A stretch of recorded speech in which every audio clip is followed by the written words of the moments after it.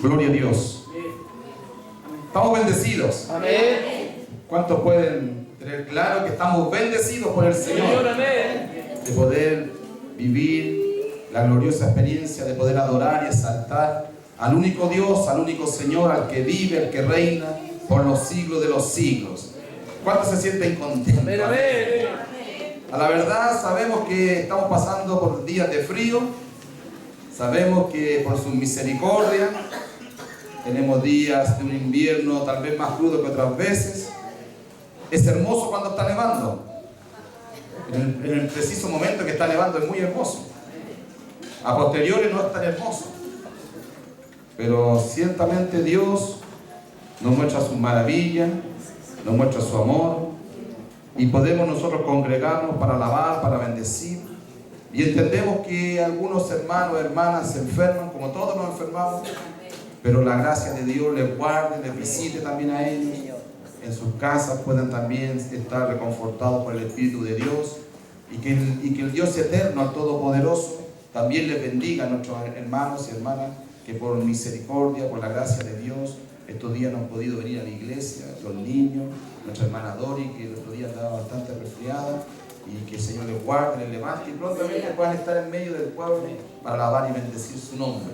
También saludo a los hermanos que están por primera vez en la iglesia. Dios les bendiga, Dios bendiga a nuestros hermanos, así que venezolanos, le veo como la camiseta ahí debajo, Dios les bendiga, que el Señor este día les guarde, les pueda dar respuesta a su vida, entendiendo que Dios lo único que quiere hacer es poder cobijar nuestras vidas, como Cristo decía: Jerusalén, Jerusalén, ¿cuántas veces yo, como la gallina, cubre los polluelos, he querido hacerlo? Somos nosotros los hombres que no queremos que Dios nos guarde, queremos hacerlo con nuestra propia fuerza, queremos hacer nuestro propio camino, más Dios nos enseñe y comprendamos que lo mejor que podemos hacer es que nuestra vida esté bajo el amparo del Dios viviente. Amén. Sean ustedes bienvenidos a la casa de Dios, y que este día podamos gozarnos todos juntos por medio de su presencia. Abra usted su Biblia en el libro de Hebreos. Hebreos capítulo 12, por favor.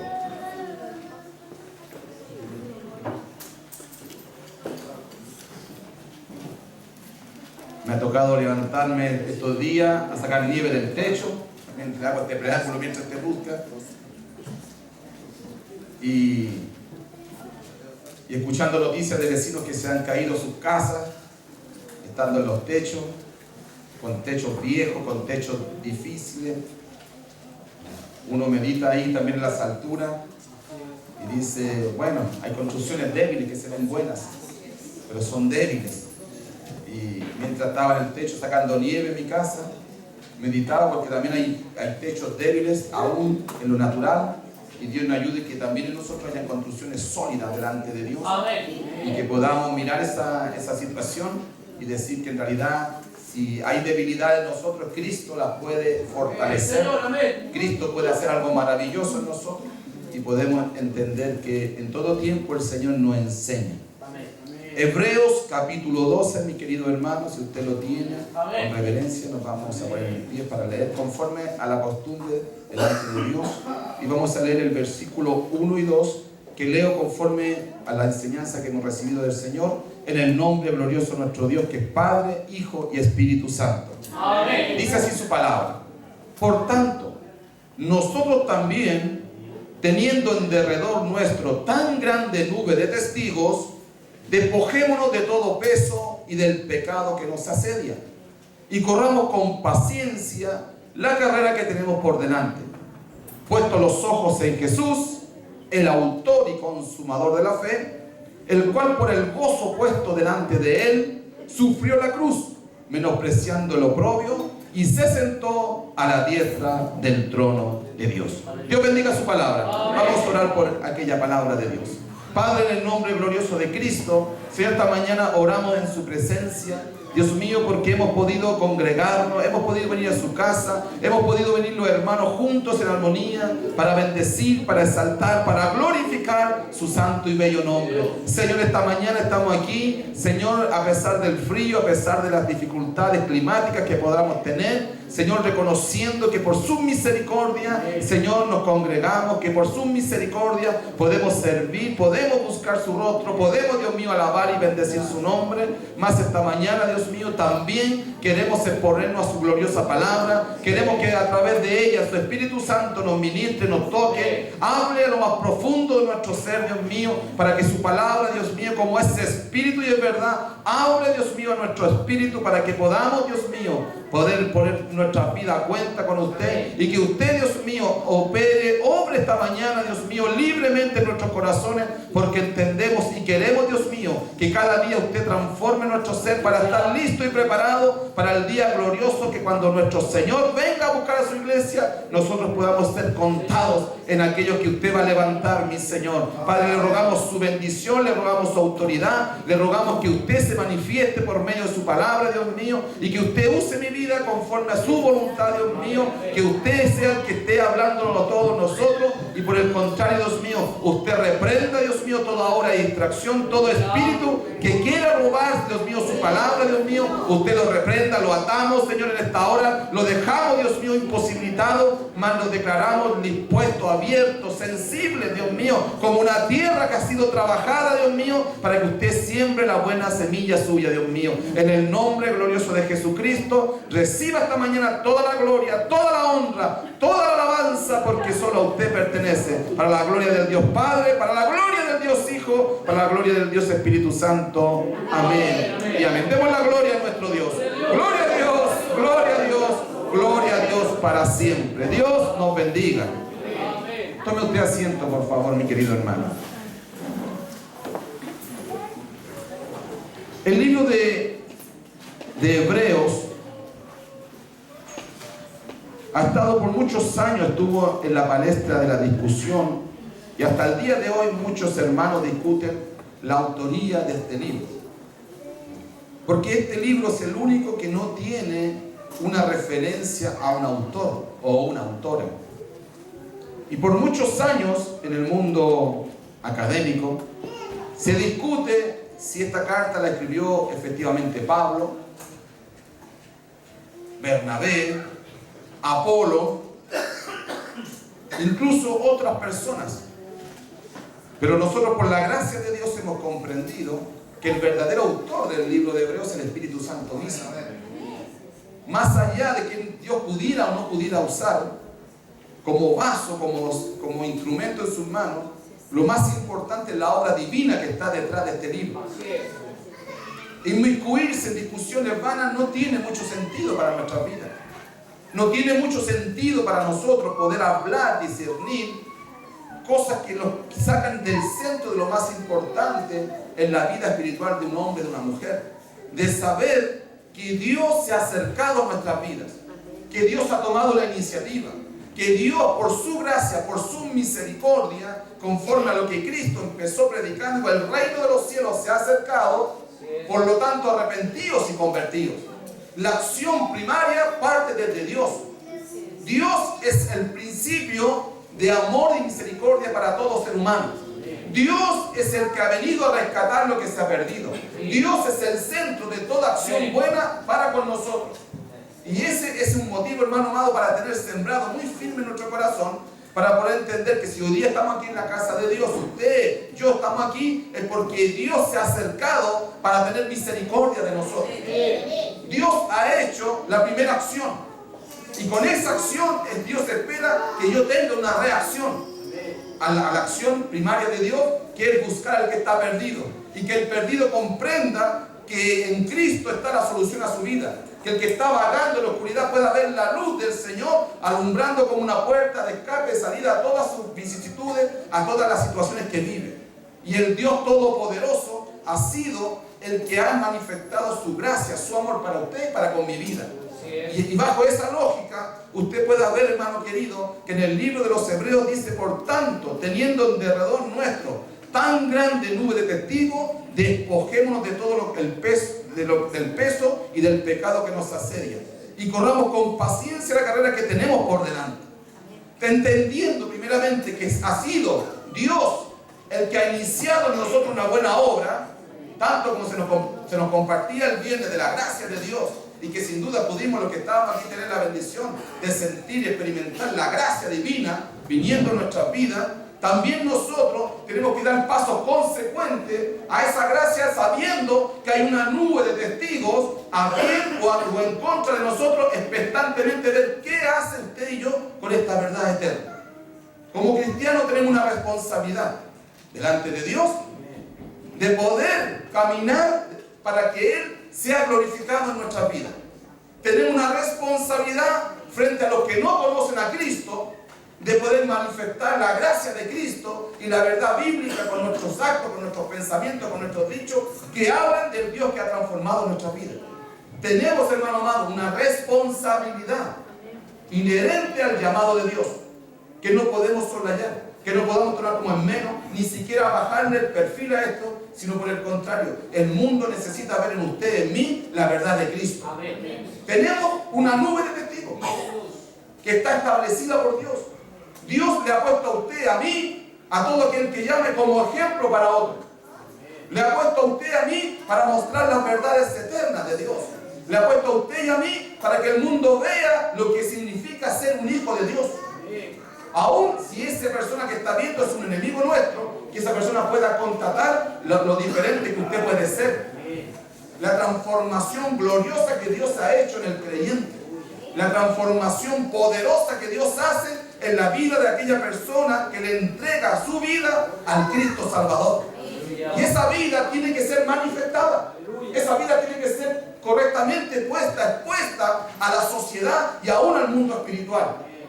Porque nosotros tenemos una gran nube de testigos. Donde vamos, hermano amado, hay alguien que nos está mirando. Ese alguien siempre es Dios. Dios nos ve en toda la intención de nuestro corazón. En cada lugar donde estemos, Dios siempre, el ojo de Jehová, está sobre nosotros. Aparte de eso, está el ojo del mundo, que también está viéndolo. Toda persona que no conoce a Dios y que usted empieza a hablar de Dios, se va a fijar profundamente en los dichos, en los actos que cada uno de nosotros dice hacer. Tenemos una responsabilidad. El apóstol Pablo decía, imitadme a mí como yo imito a Cristo. El apóstol Pablo tenía muy claro esto. Sabía que él tenía que vivir una vida conforme a aquel que le llamó. Una vida conforme a aquel que un día lo llamó a sus santos caminos. Y usted y yo, como hijos de Dios, también tenemos que asumir esa responsabilidad de saber que muchas personas, más que muchas veces las palabras poderosas que usted y yo podemos decir, nuestros actos, nuestros hechos, hablan más fuertemente de quién hemos creído. Nuestros actos hablan. Como se nos decía el viernes, muéstrame tu fe con obras. Porque nuestra fe se tiene que demostrar en obras. No que la obra nos salga, sino que la obra demuestra en qué no yo he creído. Cuando yo estoy en dificultades, ¿qué es lo que hago frente a la dificultad? ¿Qué obra? ¿Cómo determino mi camino? Habla de la fe en quien yo he creído. Cuando hay una dificultad fuerte, tal vez una angustia, una situación de conflicto inesperada, mis actos hablan en quien yo tengo la esperanza. Sé que mi Dios puede, sé que Él lo puede hacer. Lo digo, pero cuando estoy en paz. Pero cuando viene el momento de la aflicción, eso que tanto he repetido, tanto que he dicho, se pone en el peso, se sobrepesa. Para saber si realmente yo lo que yo decía en paz, lo creo cuando está en angustia. O simplemente son hechos que yo estoy repitiendo. Son eslóganes en nuestra vida. Sino como cristianos podamos nosotros manifestar en todo tiempo en quien yo he creído, en quien yo he confiado, en quien yo he depositado mi confianza. Por eso tenemos una gran nube de testigos. En todo tiempo nos está mirando. Tenemos testigos naturales y testigos espirituales. Hay un testimonio muy grande, hermano, sobre nuestras vidas, de nuestros antepasados cristianos, de hermanos en la fe, que vivieron para manifestar este testimonio de que había un Señor todopoderoso que salva vidas. Nuestros hermanos que caminaron en la fe, tanto en los tiempos apostólicos como a posterior por los siglos, muchos pagaron con su vida este testimonio, para que usted y yo pudiéramos recibir el testimonio claro, impoluto, sin mancha hasta el día de hoy. El Evangelio de Jesucristo se paga con sangre muchas veces, se paga con sufrimiento muchas veces se paga, hermano, por una vida consagrada a ser mártir, a causa de que usted y yo hemos recibido un testimonio de parte de otras personas y que lo entregaron, y ellos ahora son testigos que lo entregaron sin mancha este testimonio para que nosotros al día después, si Dios así lo permite, también lo entreguemos a otros. Somos parte de una cadena. Somos parte de una carrera que se está corriendo.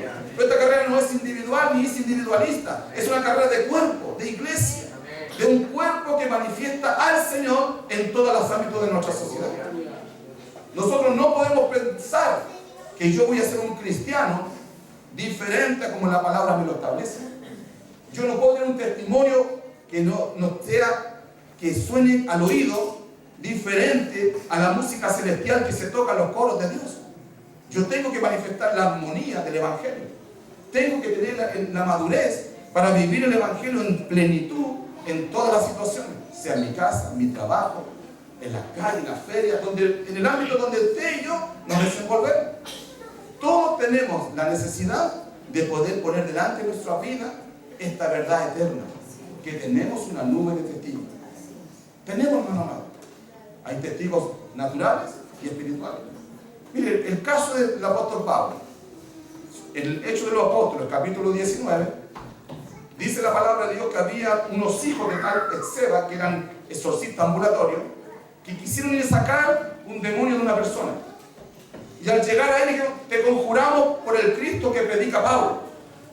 Y ese espíritu dice que dijo, conozco a Jesús, conozco a Pablo, pero a ustedes no los conozco. Y saltando sobre ellos, casi los mató y fue público a todo el pueblo. Ese espíritu tenía un testimonio de Jesucristo. Aleluya, ¿cómo no lo va a tener? Si los demonios saben que hay un solo Dios y tiemblan delante de él. Todo espíritu de los demonios, que son ángeles caídos, los demonios no son, Dios no creó demonios, fueron ángeles que se rebelaron contra Dios y sufrieron el castigo eterno, siendo transformados en su maldad, y hoy día hacen las obras malignas de su Señor, que es el diablo, que Jehová nuestro Dios reprenda. Pero ellos saben que Él es Dios, saben que Jesucristo es el Hijo de Dios. Por eso que en la sinagoga, Cristo entrara a la sinagoga y nos faltaba que se, ¡ay, si te conozco, sé quién eres! Eres el santo. Cristo los reprendía. Cállate, no hables. Ellos tienen claro quién es Jesucristo. Tienen claro que un día Cristo va a venir a hacer un juicio con ellos. Le dicen, has venido antes de tiempo. Todavía no ha llegado el tiempo de mi condena. Los demonios entienden y saben quién es Jesucristo. Usted y yo tenemos claro quién es Jesucristo. Tenemos claro en nuestro corazón que Jesucristo es el Dios Todopoderoso. ¿O es una declaración intelectual de intencionalidad positiva? Es decir, sí, el Dios es bueno, pero en realidad no lo tengo revelado en mi corazón, de que Jesucristo es el Señor. Son palabras grandes, hermano. A veces si usted lo sopesa, a lo mejor dice, yo no tengo esa verdad tan revelada. Tal vez yo todavía no me revela mi vida con lo profundo que Jesucristo es el Señor. Y por lo tanto, si Él es mi Señor, yo debo ser un siervo que trabaje con honradez el llamado que Él ha hecho en mi vida. Los demonios saben que Cristo es el Señor. Pero lo más tremendo es saber que esos demonios también saben quiénes son de Cristo. Así es. Y quiénes son servidores de Dios. Así es. Por eso este demonio puede decir, yo sé quién es Pablo. Y Pablo tenía un reconocimiento, tenía testimonio en el mundo espiritual, aún en la esfera del diablo, de saber que Pablo era un siervo de Dios. Nosotros a veces estamos preocupados solamente de lo natural, pero a veces en el mundo espiritual no hay ningún testimonio de nosotros. Tal vez el diablo nos mira a nosotros y entonces dice, estos son carnalitos. Tal vez estos son cristianitos del día domingo. Tal vez estos son cristianitos que a la primera que lo aprieto se caen todos. Tal vez el diablo tiene un testimonio negativo de nosotros. Incluso a lo mejor el diablo dice que es cierto, yo sé que le doy dos chau chau y se venden conmigo. Y el diablo puede tener testimonio así de muchas personas, de diferentes cargos eclesiásticos, obispos, pastores, incluso hermanos. Por algo la palabra dice que aún hay falsos hermanos en la iglesia. No solamente hay falsos profetas, falsos maestros, también hay falsos hermanos. Y a veces el diablo, hermano amado, puede tener un testimonio muy negativo de nuestras vidas. Y a veces nosotros pensamos que hacemos lucha espiritual y pensamos que el diablo está vencido, pero en nuestra vida eso es mentira. En nuestra propia vida eso es mentira. Porque el diablo sabe que somos desordenados. Y el diablo sabe que la rebelión no es de Dios, es de él. El diablo sabe que nosotros somos avaros. Y el diablo dice, perfecto, este es avaro, este es mío. Porque yo soy el que amo la riqueza. Y el diablo puede tener muchos testimonios suyos, míos, dentro de su cuaderno. Dentro de decir, este hace mis obras. Y nosotros creemos que hacemos las obras de Dios. En el mundo espiritual tiene que haber un testimonio también, hermano. Muy importante. Para que el diablo pueda reconocer que hay un pueblo, que hay una iglesia, que hay hombres y mujeres que hasta el día de hoy siguen haciéndole la contra a él como siervo de Dios. Y que él sabe que no son de él. Que los perdió. Que definitivamente los perdió. Porque un día usted y yo le servíamos al diablo. Un día yo le servía al diablo. Drogándome, alcoholizándome, siendo adúltero, teniendo un montón de defectos y pecados esclavizados en esa sangre. Y cuando Cristo nos libertó, cuando Cristo nos hizo nueva criatura, automáticamente nos hicimos enemigos de nuestro amo anterior, en forma automática. Pero a él lo único que necesita es saber que nuestros actos, nuestra determinación es profunda. Porque yo no le puedo decir al diablo que ya no le sirvo a él si aún sigo haciendo las obras del diablo. Necesitamos un testimonio correcto. Se lo voy a explicar de esta forma para que no lo vamos. Apocalipsis capítulo 12, si usted me acompaña. Apocalipsis capítulo 12. Usted me puede acompañar al último libro de la Biblia. Del versículo 7 en adelante, cuando relata los hechos del cielo de una forma gloriosa, dice, después hubo una gran batalla en el cielo. Apocalipsis 12, versículo 7. Miguel y sus ángeles luchaban contra el dragón, y luchaban el dragón y sus ángeles. Pero no prevalecieron, ni se halló ya lugar para ellos en el cielo. Y fue lanzado fuera el gran dragón, la serpiente antigua, que se llama Diablo y Satanás, el cual engaña al mundo entero. Fue arrojado a la tierra y sus ángeles fueron arrojados con él. Entonces oí una gran voz en el cielo que decía, ahora ha venido la salvación, el poder y el reino de nuestro Dios y la autoridad de su Cristo, porque ha sido lanzado fuera el acusador de nuestros hermanos, el que los acusaba delante de nuestro Dios día y noche. Hay uno que nos quiere acusar. Hay uno que hace una obra en los siglos de acusar a las personas, de acusar a los cristianos, de hacer e incitarnos a nosotros, a cada uno de nosotros, bajo nuestra concupiscencia, a la maldad. Y ese se encarga de acusarnos delante de Dios, como Dios acusaba a Job, como Dios ponía dudas sobre Job, como el diablo decía que Job le servía a Dios por intereses materiales. Así el diablo se encarga de acusar a los cristianos. Se encarga de poner delante del trono de Dios una acusación contra usted y contra mi vida. Bendito Dios, hermano. Pero ahora, ¿cuál es la verdad de esto? Si usted me sigue en el versículo 11, dice, y ellos le han vencido por medio de la sangre del Cordero y de la palabra del testimonio de ellos, y menospreciaron su vida hasta la muerte. Hay victoria en Cristo. Hay victoria para el creyente. Hay victoria para todo aquel que se viene a amparar bajo la gloria de Dios. Pero para eso, usted y yo tenemos que tener claro que debemos vencerle por medio de la sangre de Jesucristo, pero también por el testimonio. Esto es algo glorioso, hermano. Porque la sangre de Cristo limpia el pecado. La sangre de Cristo reprende al diablo. La sangre de Cristo hace cosas gloriosas en nuestra vida. Cosas maravillosas, cosas eternas, cosas que son irrompibles, cosas que son, hermano amado, maravillosas para aquel que se ampara bajo de Dios. Pero Dios también espera que el cristiano tenga un testimonio acorde a esa sangre derramada, para que podamos nosotros tener un testimonio de acuerdo a las palabras, para que el diablo no tenga de qué acusarnos, y si nos acusa, son mentiras de él. Amén. Porque el mundo nos puede acusar de muchas cosas, pero dice que debemos alegrarnos si han mentido. El problema está cuando dicen verdad. El problema está cuando el diablo te acusa y tú no puedes decir eso es mentira. El problema está cuando nuestro testimonio nos habla de que somos personas integrales delante de Dios. Pero es necesario vencer al diablo con la sangre de Cristo y con nuestro testimonio. Para Dios es muy importante su testimonio y mi testimonio, hermano. Es muy importante. Yo sé que usted podrá decir, pero la sangre de Cristo es toda poderosa, sí. Pero un testimonio equivocado le quita autoridad a esa sangre.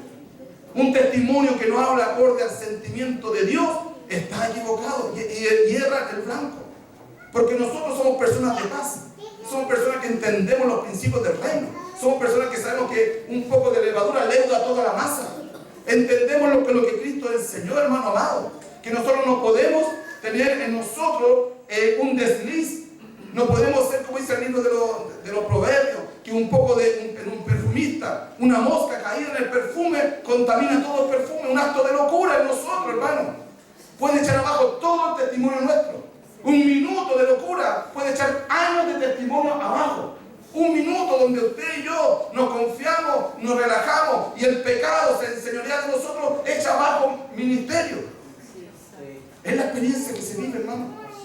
Porque tiene que haber un testimonio. Tiene que haber un testimonio en nosotros.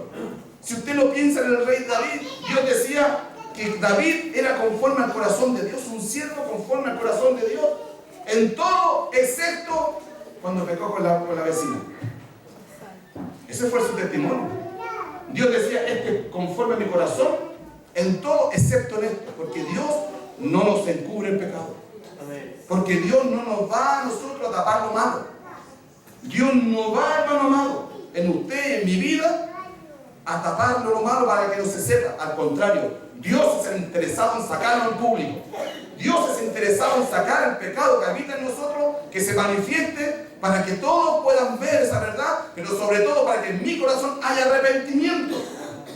Porque cuando Dios descubre el pecado, es para que ese testimonio sí realmente se transforme en un testimonio veraz. Porque la verdad es que todos somos pecadores y seguimos siendo pecadores. Todos, hermanos, usted y yo éramos pecadores y seguimos siendo pecadores.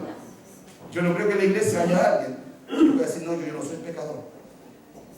Le hacemos mentiroso a Dios y más encima somos tan duros de corazón que no reconocemos nuestra verdad. Si decimos que no tenemos pecado, hacemos mentiroso a Dios.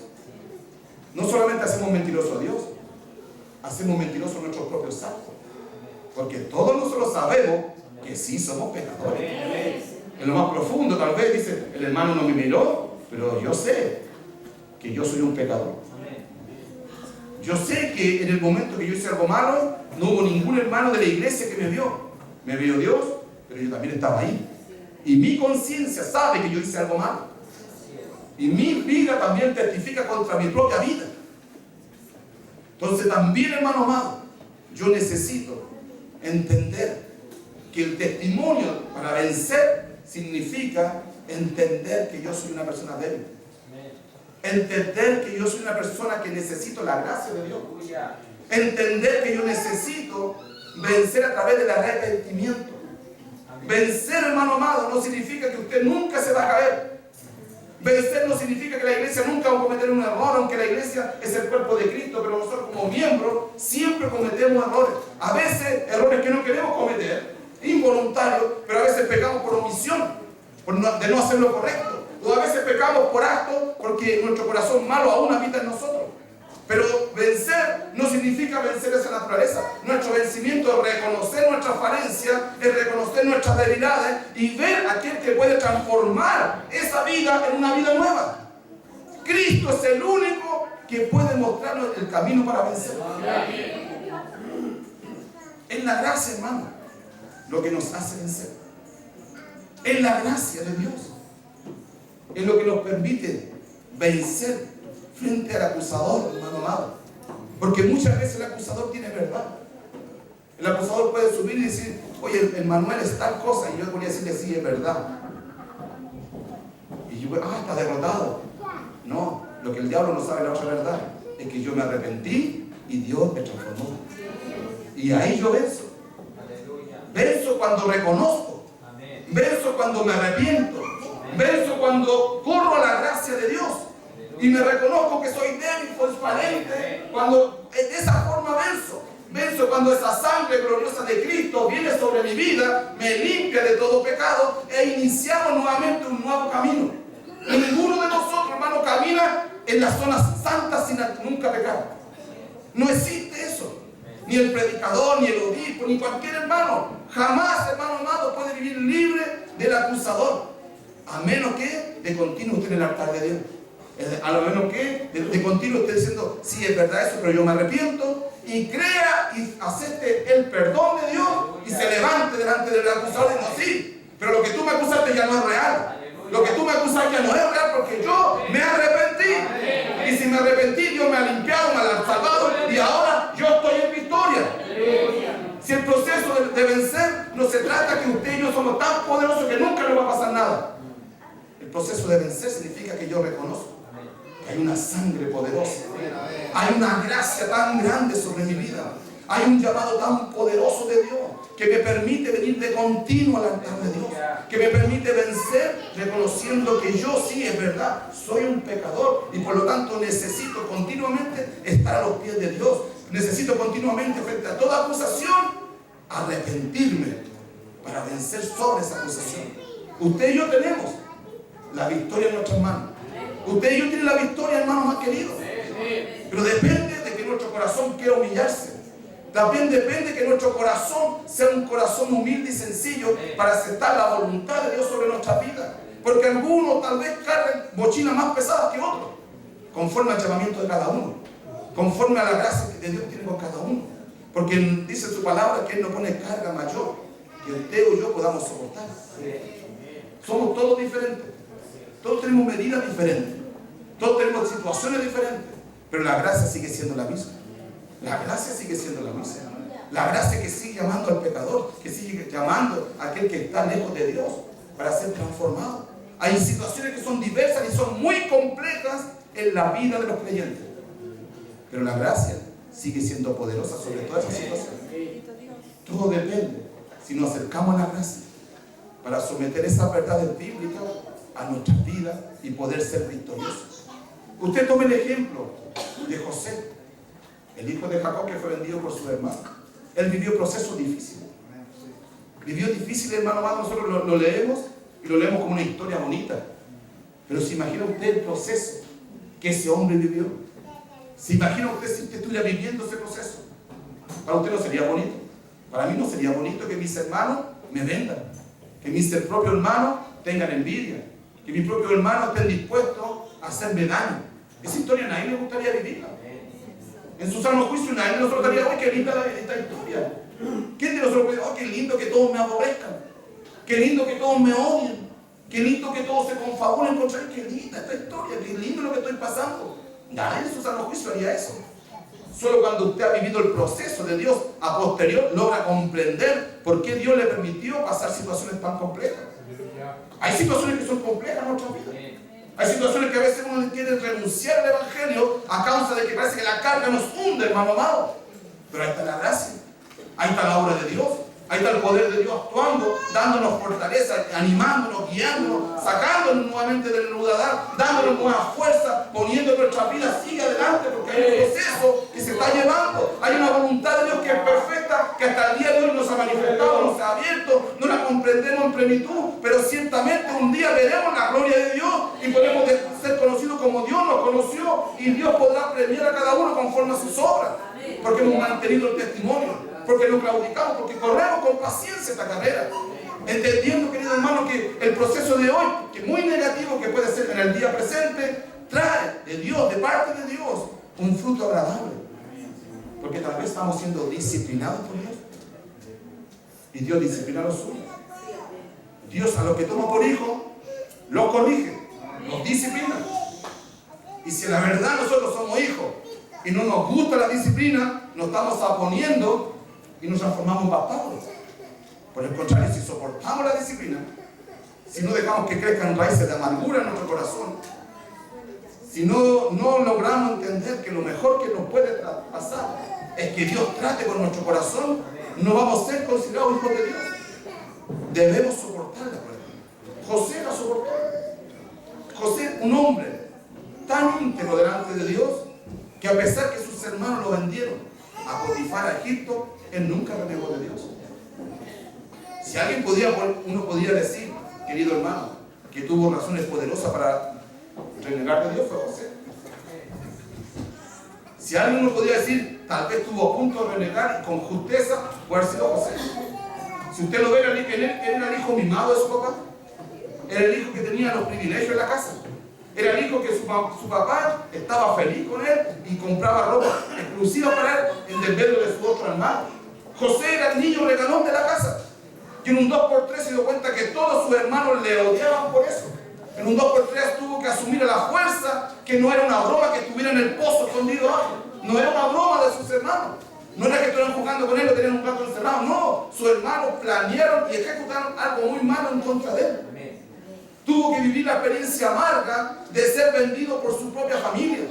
Tuvo que sufrir la amargura de saber que sus propios hermanos un día hicieron un plan maligno, se dejaron llevar por las obras del diablo y terminaron haciendo que su vida fuera una vida pobre, desgraciada, siendo un esclavo en territorio ajeno.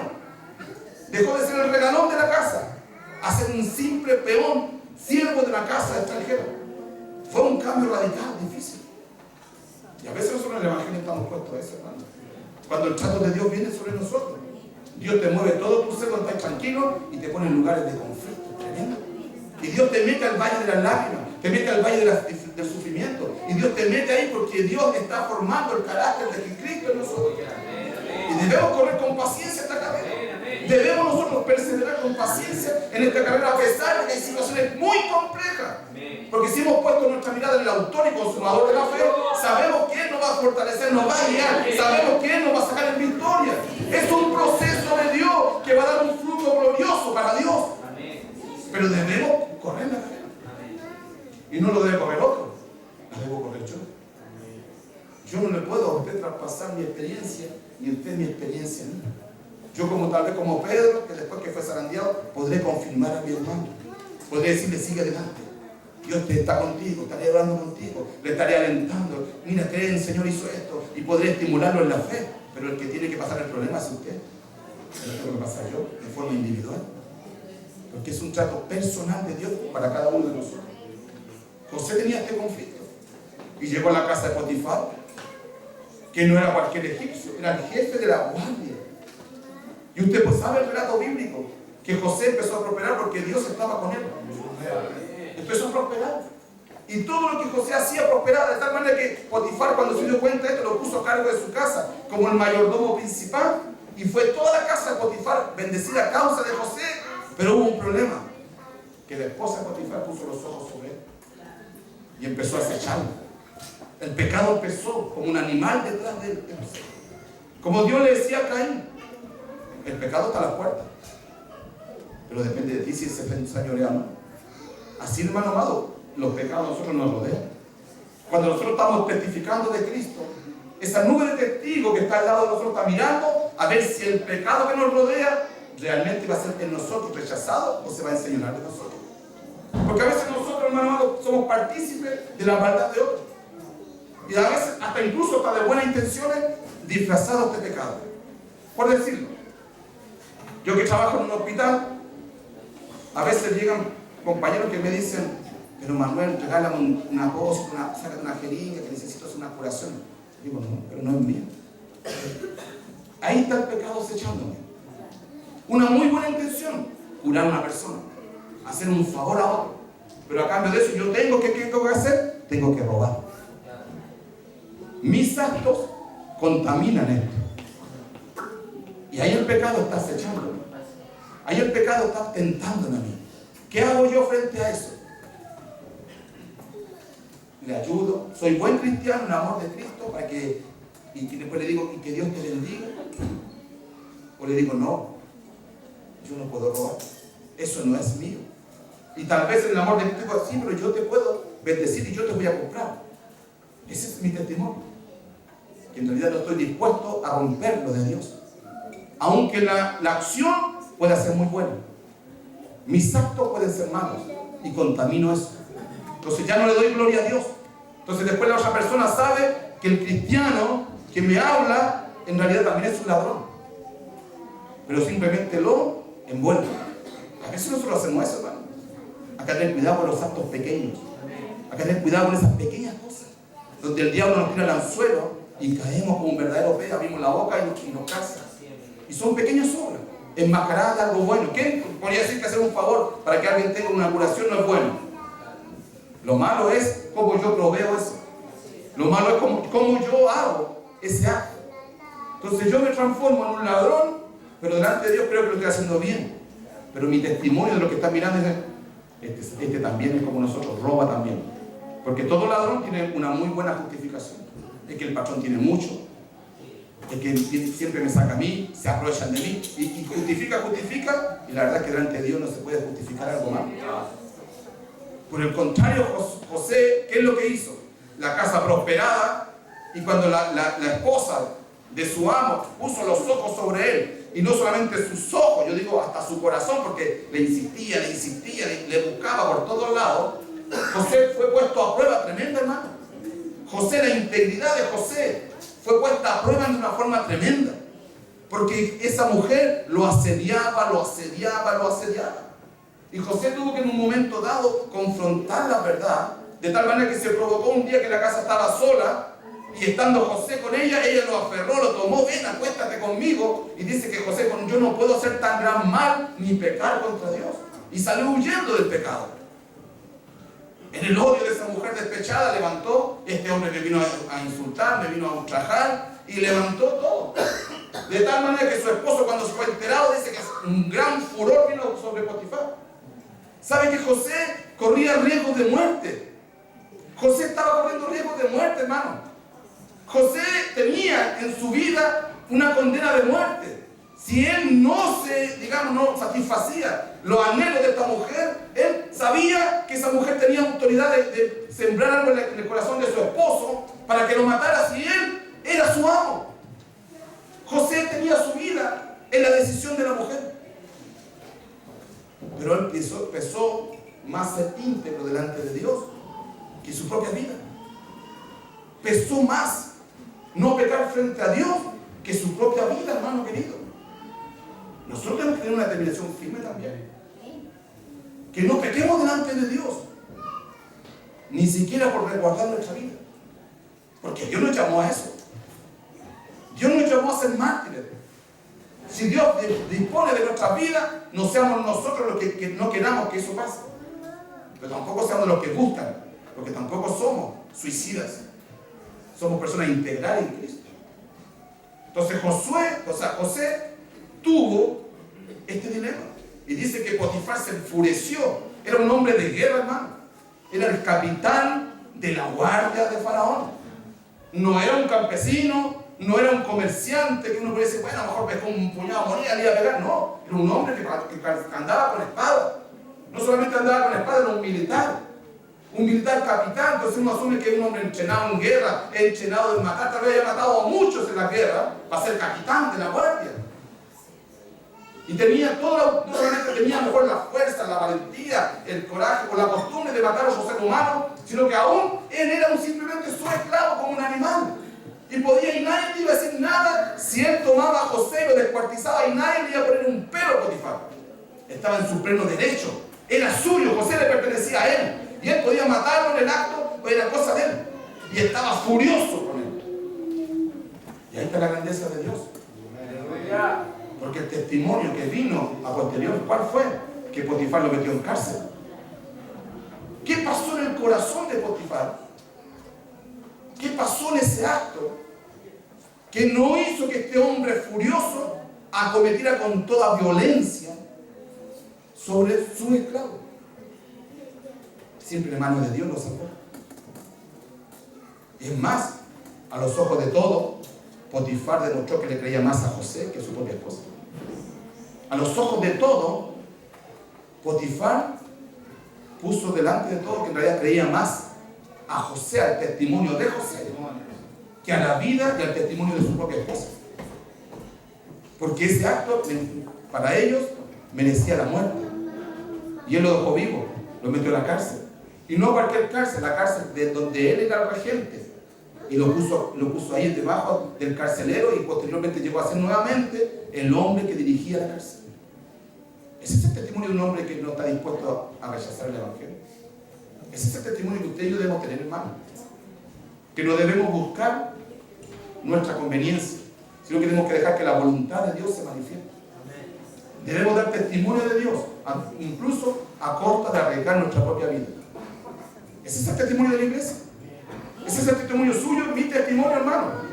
Más con los tiempos que vivimos hoy día, más con los tiempos que se vive esta sociedad, con los tiempos que hoy día se vive, hermano amado, tal vez hoy más que nunca se está viendo la verdad que un día usted y yo tendremos que testificar en quién hemos creído, en quién hemos confiado, en quién hemos puesto nuestra confianza. Si realmente yo podré decir con toda propiedad: yo soy de Cristo, he creído, he vivido, he recibido una salvación, tengo una nueva vida, mis ojos están puestos en el Señor, he sido transformado. En quien yo he creído nunca me avergonzará. Y si llegara el día que tengo que testificar con mi vida, estoy dispuesto a eso. Como lo hicieron los amigos de Daniel. A veces le digo esto, hermano, como historia, pero a veces están más presentes en nosotros que nunca. A veces están a las puertas de nuestra vida, hermano.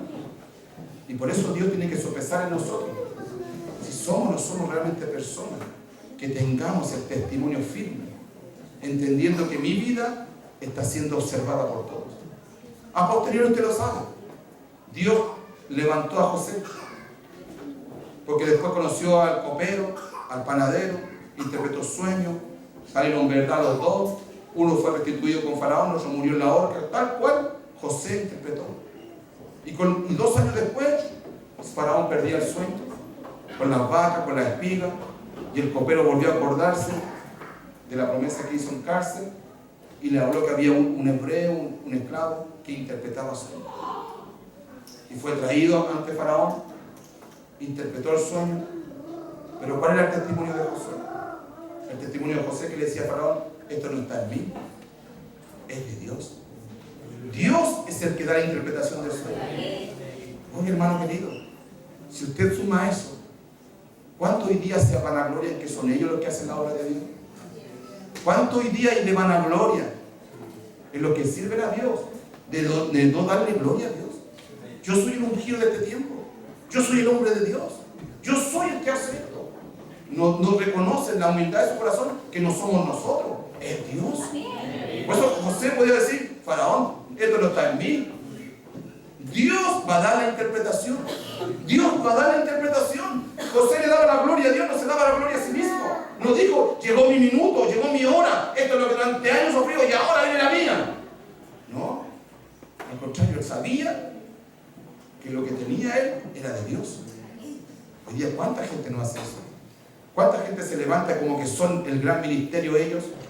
¿Cuántos predicadores, hermanos, mujeres, predican sintiéndose ellos los dueños de la gloria? ¿Cuántos, hermanos amados? Se predica, se enseña, se evangeliza, queriendo buscar almas para ser los discípulos de ellos y no de Cristo. ¿Cuánto se predica por contienda hoy día? Por vanaglorias personales. ¿Cuánto hoy día, hermano amado, cuántas iglesias han perdido el rumbo?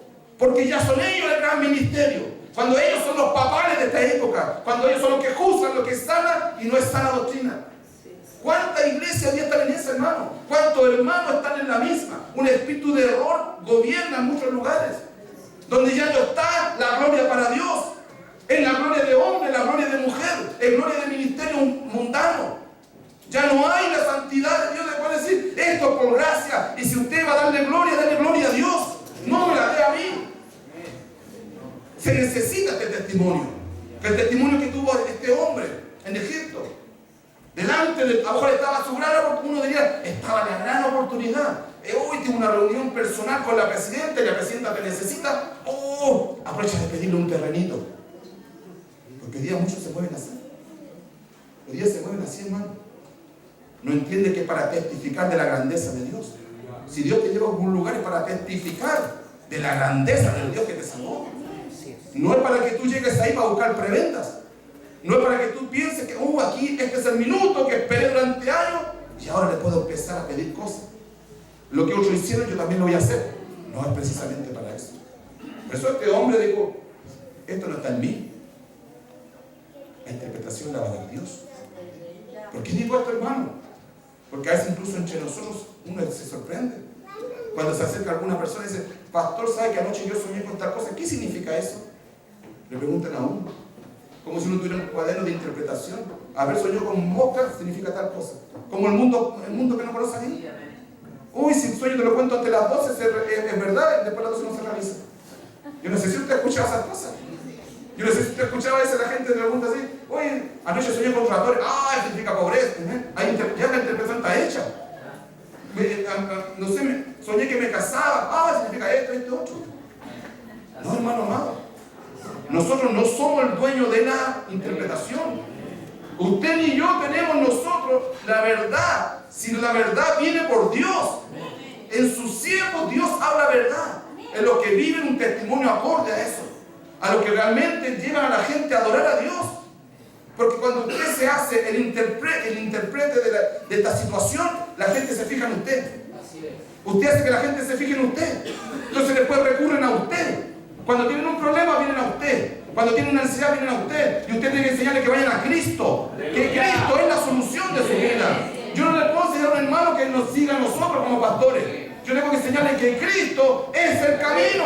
Yo tengo que enseñarle a adorar a Cristo. Tengo que enseñarle a poner su vida en Cristo. Tengo que enseñarle que Él se rinda en Cristo y que confía y viva en Cristo. Que ahí está la solución para Él y para mi vida.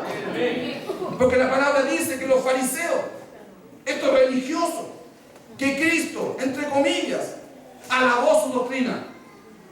No, los fariseos no fueron totalmente así. Es verdad que dijo sepulcro blanqueado. Es verdad que le dijo cosas durísimas. Cristo le dijo cosas durísimas. Son pura muerte.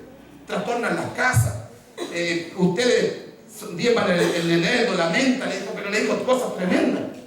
Pero también dijo la doctrina de ellos es buena. Lo que ellos enseñan también, lo que ellos hacen está mal. Era gente que podría decir de sana doctrina. Miren lo que estamos hablando, hermano. Sí. Podríamos decir que el fariseo no es el testigo de Jehová, no es el mormón, es el evangélico de sana doctrina.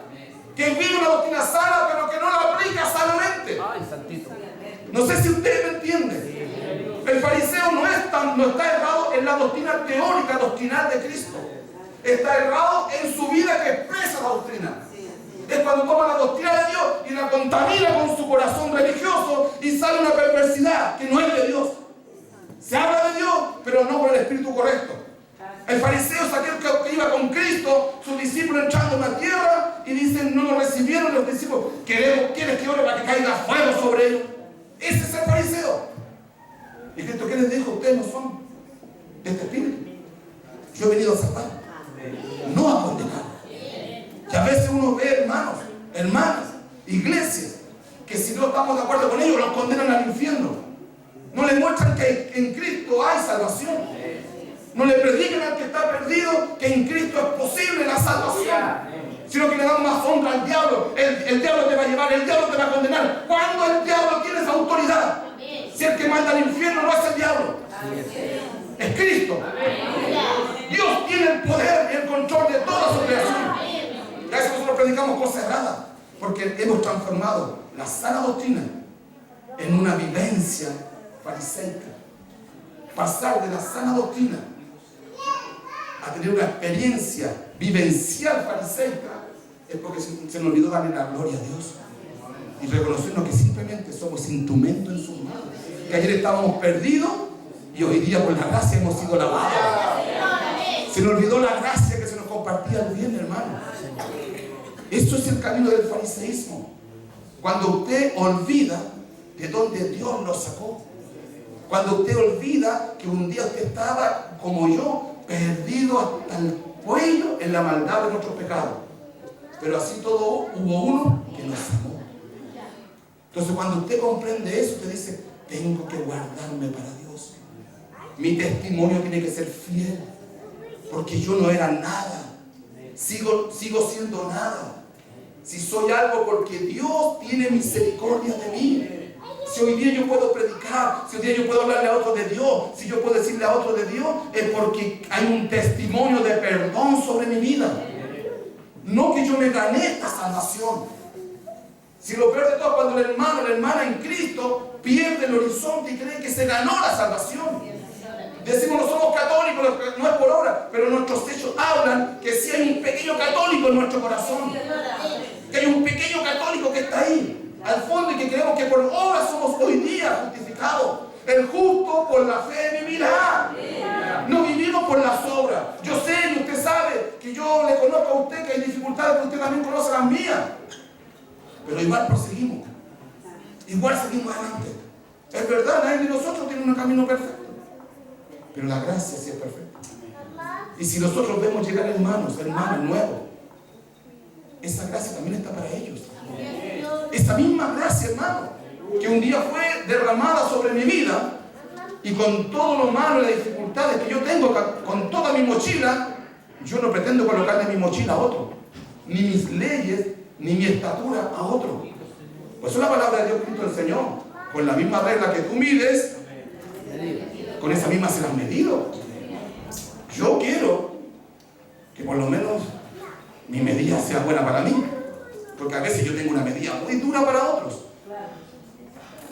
y para mí tengo una medida muy baja. Pero en la hora del juicio, Dios no va a medirme con mi medida, me va a medir con la medida que yo usé para medir a otros. Y hay que tener miedo de eso, hermano, porque nosotros somos duros de corazón. Nosotros a veces no comprendemos al que está sufriendo. A veces nosotros no comprendemos a aquel que con dificultades está buscando de Dios con muchas dificultades. Y nosotros, más que darle una solución en Cristo, le damos la puerta cerrada y le hablamos que el diablo se lo va a llevar. La gracia, hermano, es el testimonio real suyo y mío. Alguien nos perdonó. Alguien nos perdona y nos seguirá perdonando. Yo tengo fe, hermano. No es un llamado a pecar. No se me escuche eso. No se me escuche como Pablo dice, entonces tenemos libertad. No tenemos libertad para pecar. Pero sé que cuando peque, porque yo sé que voy a pecar, no quiero, pero Pablo decía, he encontrado una ley, estos miembros de muerte me guían, se enseñorean muchas veces de mi vida, me veo enfrentado a cosas, me veo metido, volví a pecar y también no me di cuenta. Pero está Dios para liberarme de eso. Ahí está el Señor para poner su gracia. Ahí está el Señor para decirme, pero ven, vuelve a levantarte. Aunque cayera el justo, Dios lo levantará. ¿A dónde correrá el justo? ¿A dónde, hermano amado?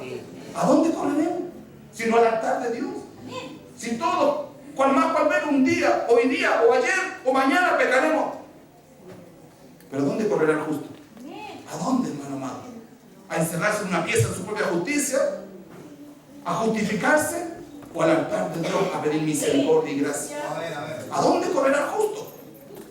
Nosotros no vivimos una vida impoluta. Somos testigos, sí, debemos ser testigos. Y el primer testimonio es que yo soy un necesitado de Dios. Mi primer testimonio veraz es que yo soy un hombre faliente como todos el mundo es faliente. Mi primer testimonio es decir que hay uno que perdona. ¿Por qué lo digo? Porque me perdona a mí.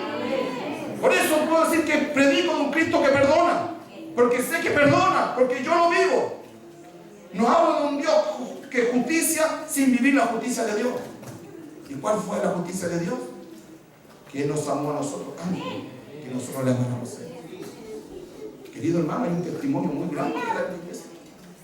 Si no, nos vamos a transformar en cuerpos fariseos, que vamos a recorrer, como dice la palabra, tierra y mar, para alcanzar un prosélito, para después hacerlo doblemente más esclavo del diablo que nosotros mismos. Si nosotros no tenemos ese testimonio de Dios, podemos hacer muchas cosas para Dios, pero ese fruto no va a ser para la gloria de Dios. Podemos hacer muchas cosas, esforzarnos y ser a los ojos nuestros, a los ojos incluso a nuestra propia justicia, sentirme muy justificado. He trabajado, y Alberto, tomemos la palabra de Pablo, he trabajado más que todo. Y podemos tomar esas palabras que Pablo dijo un día. He trabajado más que todo, y trabajo, me siento ufanado, poderoso, porque trabajo más que todo. Le doy ejemplo a todos. Pero cuando cansa una persona, esa persona no es libre en Cristo. Lo hago esclavo del diablo más que yo mismo. Porque le enseño todo este sistema fariseo mío. Le enseño y le infundo sobre él toda esta maldad que no ha sido revelada en mi vida. De que la gracia es mayor. Cuando sobreabunda el pecado, aún la gracia es mayor. No, la sobreabunda. Abunda el pecado, pero sobreabunda la gracia. Son tiempos difíciles. Son tiempos complejos, querido hermano. Son tiempos decisivos en nuestra sociedad. Son tiempos de guerra espiritual. Y es en Cristo es necesario entender que hay una nube de testigos, tanto espirituales, pero también naturales. ¿Qué dirán los espirituales? Gloria a Dios si dicen, yo conozco a este. Gloria a Dios si el demonio dice, yo conozco a esta iglesia, a este ministerio, y no te metáis con ellos. Porque estos tienen autoridad para reprendernos a nosotros. Gloria a Dios si es así. Gloria a Dios si el diablo dice a lo suyo, ni te lo ocurra pasar por Santa Clara, ni por ahí, no te lo ocurra, no seas tonto. Ni te lo ocurra pasar por ahí por el 18, ni por la plaza, no seas tonto, no te lo ocurra. No seas porfiado, diablillo. No paséis por ahí porque ahí te van a reprender, te van a atar, te van a echar, vas a tener que ir saliendo humillado. A veces el diablo dirá, pon atención a mi doctrina. Hago todo una forma de decirlo. Pero ciertamente el diablo conoce cuáles son los ministerios de Dios y cuáles son los hombres y mujeres de Dios. Pero también el mundo tiene que conocerlo, ¿no? Porque usted y yo tenemos, tanto en lo espiritual como en lo natural, que dar testimonio en el Dios que hemos creído. Amén. En el nombre glorioso de Cristo, hermano. Corramos esta carrera con paciencia. Corramos, porque como dice el libro, después te puedes seguir leyendo el capítulo 12 de Hebreo. Porque nosotros no nos hemos acercado al monte que echa humo. No nos hemos acercado a ese monte que si un animal se acercaba, había que tirarlo con dardo, matarlo. No nos hemos acercado a ese monte, hermano, donde había una voz y donde el mismo Moisés decía cosas tremendas sobre esto. El mismo Moisés decía eso. Nosotros no nos hemos acercado a eso. No hemos apuntado a la comunión de los santos, a la sangre de Cristo que clama más poderosamente que el justo Abel. No hemos acercado a la santidad de Dios, hermano. Nosotros, usted y yo, nos hemos acercado a la santidad del Dios viviente. Nos hemos acercado donde Dios, con su glorioso poder, señorío, majestad, está, y nosotros nos hemos acercado a Él. No nos hemos acercado a ese monte, por muy terrible que fuera el monte de Sión. Ese monte de Sión no se compara a la santidad de Dios. Por muy terrible que lo que pasaba, tormenta, ruido, trompeta, rayos, todo eso que era terrible, no se compara con saber que nos hemos acercado a la santidad de Dios. Y si en esa santidad de Dios que nos acercamos, Dios nos va a disciplinar. Como padre nos va a disciplinar. Si nosotros lo aceptamos como padre, lo primero que va a hacer, nos va a corregir, nos va a disciplinar. Y si nosotros no nos gusta esa disciplina, siguiendo el capítulo 12 de Hebreo, va a producir en nosotros raíces de amargura, que va a terminar contaminándolo todo. Entonces después vamos a vivir un evangelio que es de que estoy en el evangelio, me pasa esto, me pasa esto, todo es malo, y a los demás les predico eso, les enseño eso, de que no tengo ahí fanáticos, no soy tan porque raíces de amargura que terminan contaminándolo todo. Una raíz de amargura por no aceptar la disciplina de Dios, lo contamina todo. Más cuando nosotros aceptamos la disciplina, porque dice que si a nuestros padres naturales que nos disciplinaban conforme a sus principios, nosotros los venerábamos. A los que eran con sus principios, con sus creencias naturales, nos disciplinaban, nosotros como hijos nos terminábamos venerando a nuestros padres. ¿Cuánto a nuestro Dios Espíritu Santo, al Dios Todopoderoso? Cuando nos disciplina es para que participemos de su santidad y demos un fruto de justicia. Ese es el motivo de la disciplina. Si la soportamos, si la vivimos, seremos realmente hijos de Dios y que podremos testificar en espíritu y en verdad de que hay un Dios que cambia, que hay un Dios maravilloso que transforma, pero que tal vez la transformación no es así, sino que es un proceso, y no se ha hallado en nosotros alguien que evite que otro hermano viva su propio proceso. No se ha hallado en nosotros, hermano amado, alguien que le esté poniendo un peso mayor que al que Dios le pone. Porque la palabra de Dios dice, ay de aquel que le pone tropiezo a uno de mis pequeñitos. Eso dice la palabra de Dios. Ay del que le pone tropiezo a uno de mis pequeñitos. Al tal le sería mejor ponerse una rueda, una roca, demoler y tirarse al fondo del mar. Hay, hermano amado, en nosotros una necesidad de tener claro los principios de Dios. Dios es un Dios de testimonio, un testimonio de amor, de misericordia, pero también de fuego consumidor a todo aquel que rechaza el amor de Dios. Querido hermano, pueblo de Dios, en el nombre glorioso de Cristo, corramos esta carrera con paciencia. Corramos, porque es digna de correrse. Es digna, hermano, porque lo que nos espera es la corona de gloria. Porque lo que nos espera es glorioso. Lo que a usted y a mí nos espera es algo maravilloso que ninguno de nosotros jamás va a poder lograr por su propio medio. Son la gracia de Dios, es el poder de Dios que nos guía y nos va enseñoreando, enseñando, aprendiendo, fortaleciendo para correr esta carrera de la fe. Pero corrámosla. Ninguno se quede atrás. Ninguno, tal vez, si la palabra de Dios hoy día ha venido y tal vez le ha removido algo, no se quede en eso. El altar de Dios está aquí. El altar de Dios está aquí para recibir la gracia oportuna y levantarse y decir: Señor, ahora me levanto más fortalecido, ahora salgo más crecido, ahora, Dios mío, comprendo más que lo comprendí ayer. Y esa obra va a seguir haciéndolo Dios de día en día hasta el día glorioso de su venida. Dios nos bendiga. Póngase usted en pie. Vamos a orar y bendecir a Dios. Y si en la casa de Dios hay hombres, mujeres que necesitan de su gracia, el altar está dispuesto, el altar está abierto. No porque predique tal o cual persona, sino porque lo que Dios está hablando a la iglesia, grandes y maravillosas obras tiene Dios con su pueblo. Pero el pueblo no está perfeccionado, tiene que ser perfeccionado. Y aún en medio de toda esa perfección de trabajo que Dios va haciendo, Dios trabaja. Y Dios no solamente trabaja, hermano querido, mi amada hermana, aún nos usa con todas nuestras imperfecciones. Como muy bien decía con gracia nuestro pastor el día viernes, Dios nos permite a nosotros, siendo tan débiles, ser usados por Él. ¿Cómo no darle gloria? ¿Cómo no darle honra? ¿Cómo no bendecirle, hermano amado? Porque Dios se glorifica en quien Él quiere glorificarse. No es por nuestra fuerza, no es del que corre, es de quien Dios quiera tener misericordia. Alabado sea Dios, exaltado sea el Rey, glorificado sea nuestro Dios todopoderoso, que tiene la puerta abierta para todo aquel que se acerca a Él.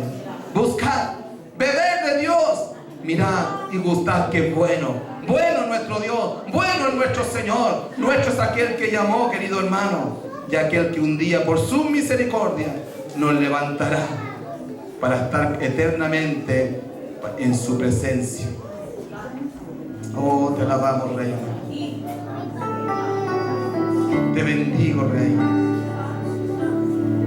porque tenemos gran responsabilidad de ser testigos suyos, Señor. Pero que seamos testigos fieles, que realmente podamos ser testigos fieles, Señor, y testificar de la gracia que hemos recibido, y testificar, Dios mío, que tal vez como el ciego no sé nada, solo sé que antes no veía y ahora veo. Y si por misericordia, mi Señor, un día usted nos revela algo, si por misericordia usted un día nos hace crecer alguna área, bendito sea su nombre. Pero nunca olvidar que antes yo era ciego y hoy día veo. Que nunca olvidemos de dónde usted nos sacó, y tal vez como David, Dios mío, a veces es necesario que venga el olor a la oveja para que nos recuerde lo más íntimo de nuestro ser, que un día vagamos lejos de usted, y cuando nadie daba un peso por nosotros, usted derramó su sangre en favor de nuestras vidas. Y esa sangre gloriosa que quita el pecado, que limpia, usted quiere que esté unida al testimonio de su pueblo, para testificar a todo aquel que necesita de usted, para hablarle a esta sociedad y a todo aquel que se nos cruce, que Cristo el Señor le ama, porque el reino de los cielos se ha acercado. Por lo tanto, arrepentidos y convertidos, y hacer frutos dignos de ese arrepentimiento. Aleluya. Bendito Dios. Aleluya, Rey. Nuestra justicia, Señor. No es la justicia